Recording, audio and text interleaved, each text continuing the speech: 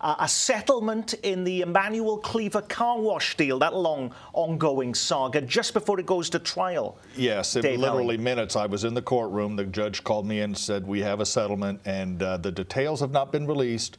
We do know that Emmanuel Cleaver sold the car wash. The proceeds went to pay part of the principal of the debt, but he's still about $1.2 million in the hole. He has to pay it off with interest. We don't know how long he has, what the payments might be.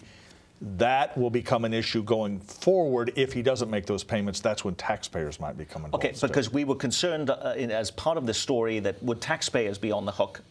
Taxpayers won't be on the hook? No, they're still on the hook if he doesn't make his payments. What this means is that he has some time to do it. Now, the problem is he doesn't have the revenue stream from the car wash anymore. It's sold, so he has to pay it out of his own pocket. If he doesn't do that, the SBA guarantees, we believe, based on some conversations, still apply.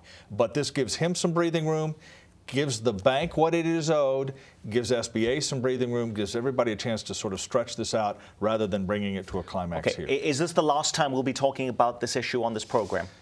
I would not predict that that would be exactly true. I would put it to you that way. All right.